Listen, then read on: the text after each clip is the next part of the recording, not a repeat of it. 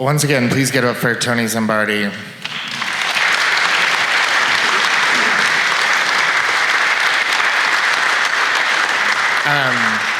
The thing that really resonates with me about Tony's story, and I think it's a thing that resonates with a lot of queer identified people, is that sometimes your family is not necessarily the family that you are actually related to by blood. It is the family that you find. It is the family that you find through strength. It is the family that you find through beautiful friendships and beautiful relationships. And it's the family that you find through sometimes also traumatic experiences. And so I really appreciate you, Tony, for sharing your story about Miss Beautiful Marianne. All right, next up to the stage, please welcome Raymond Petit. Raymond is a long-term thriver who grew up in South Florida and earned a bachelor's degree in landscape architecture. Raymond told us he currently spends far too much time on his latest passion, which is currently researching his family history. Please welcome Raymond Petit.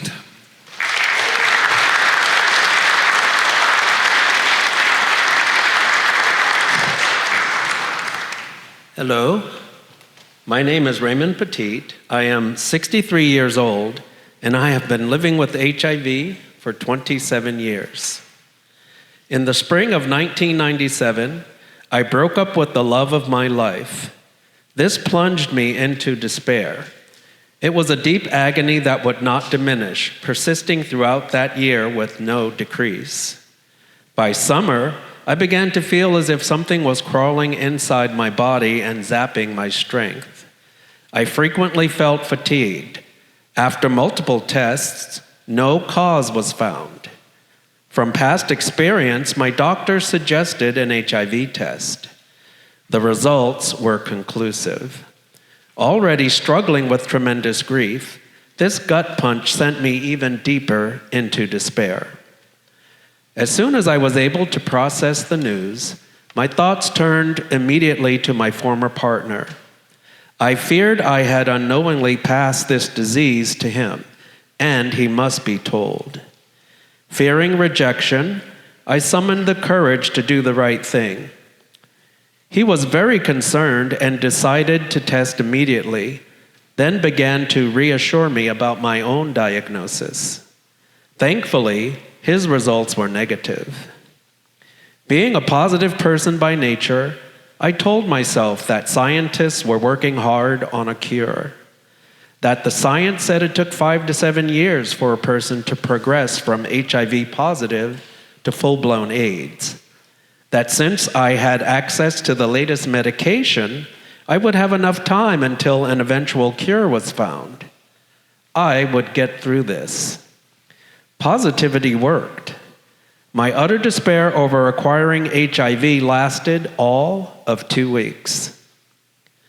Starting an HIV medication, I went from a feeling of something crawling inside my body to that of being poisoned every day. At least my disease was being medicated and addressed. However, there was no medicating my grief over my failed relationship. Positive thoughts were ineffective. I went right back to my daily struggles with grief. After 9 months of suffering, something had to give. At the end of my rope, and with no relief in sight, I made a promise to God to seek fulfillment outside of material things or relationships. Around this time, I discovered spirituality. Like magic, I was led to people, books, and places where I learned how to live a spiritual life. Before long, I attended a 10-day meditation retreat. While there, I discovered that I was not myself. There was a greater consciousness behind what I had always considered to be me. Furthermore, this other self had the ability to help me recover from the grief that my other human identity could not let go of. This was salvation. But a third life-changing trauma was right around the corner. I was terminated illegally from my job of 9 years. Now unemployed, I lost my insurance and access to my HIV medication. I could not get myself hired anywhere, not even delivering pizza. Eventually, my unemployment ran out. Unable to pay rent, I was then evicted. My apartment padlocked, I went in through a window and was arrested the very next day for burglary. I had to spend 3 months in jail. I continued my spiritual practice while incarcerated. If I sat in a half lotus, the other prisoners and guards would not leave me alone. So I did my meditation lying flat on my back, pretending to be asleep. While in jail, I spent every moment in spiritual practice to recover from everything that had recently befallen me.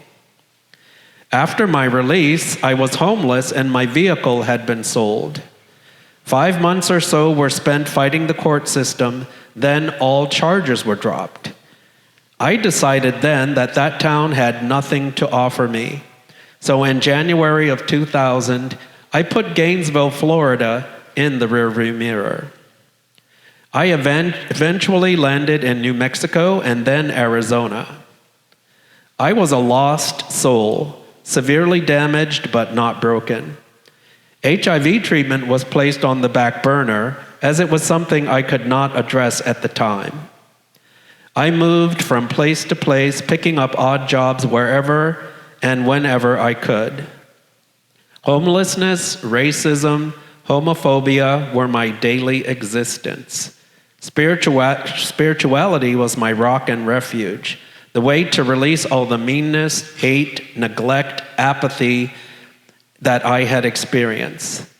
This would be the test of my lifetime. I lived like this for nearly 6 years, slowly climbing my way back to a happy, functioning soul, hoping beyond hope that I could recover before the ticking time bomb of AIDS would so ravish my body as to make it all meaningless. By late 2005, I had lost all fear of having HIV. Access to healthcare was inconsistent, and I was sick many times. My body fighting off one thing after another, I realized that I would not be killed by HIV. Not dying was one thing, but that did not mean I would not suffer. Eventually, a cough would not heal. I had unsightly skin patches that made me look leprous, and I had a dark growth inside my mouth. These were all signs that my trials of homelessness were over. It was now time to finally address my advancing HIV, which was taking a toll on my body. In January of 2006, I decided to leave Santa Cruz for Seattle, arriving by train. I barely had the strength to walk the steep climb uphill to Harborview Medical Center from the station. Arriving after midnight, I had to wait until the next morning to be seen. My arrival caused quite a stir. No one had seen a case like mine in some time. Thinking I had PCP pneumonia, I was placed in seclusion. The growth in my mouth was diagnosed as KS, but the lesions on my legs remained a mystery. My remaining 17 T cells had not been enough to battle anything. My first years of living with HIV were characterized by not dealing with it at all. Now in Portland and back on medication, I made an amazing recovery physically. Not just surviving, but thriving. I'm on my 3rd regimen, which is well tolerated. My T cells have rebounded, and my spiritual practice has enabled me to recover my lost self, although memories of past challenges remain. Thank you.